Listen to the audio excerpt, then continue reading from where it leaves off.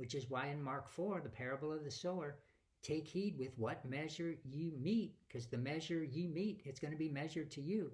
In other words, be careful what ruler you're using to measure grace. Because if you're using the ruler of your natural mind, and I can only legalize the grace or greasify it, you're going to be stuck in that binary world, and you're never going to see anything outside of it, and you're going to be wrong in your grace, and it can lead you to hell. Praying in tongues is a lifeline to the born-again spirit, because whatever the born-again spirit hears, the natural mind hears. But if you can't tell the difference between your spiritual mind and your natural mind, and you measure it wrong, you're going to be led astray. So what praying in tongues is so awesome for is God, through praying up a gibberish language, what he's doing is he's getting your spirit alone with him so he can talk to your spirit, teach your spirit, build up your spirit while you're praying those funny words, those mysteries. But your natural soul has no idea what it is. That natural soul ruler that's going to measure wrong, that standard that you're going to use to judge the natural soul that can't measure correctly, it's now in the dark. It has no idea what's going on, because God has taken your spirit into a private place and is praying up mysteries.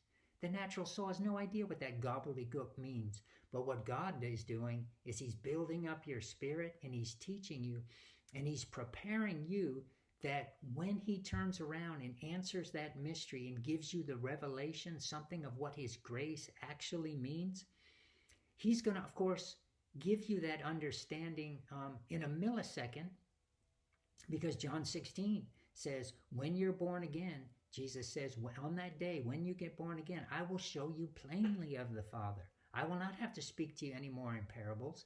And what he means is, however God, whatever understanding God gets over to you through a parable, your born again spirit is going to see it plainly. You're going to see it in a millisecond.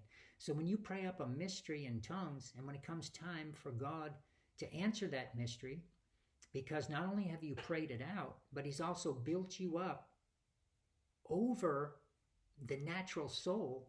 So when you then get the answer, the understanding of who you are, something of who you are in Christ, you're then going to bring that up into your spiritual mind, a deeper understanding of grace and love. And your natural mind's going to be right there too, because he's going to use words you understand. So your natural mind is then going to try to measure all those words wrong.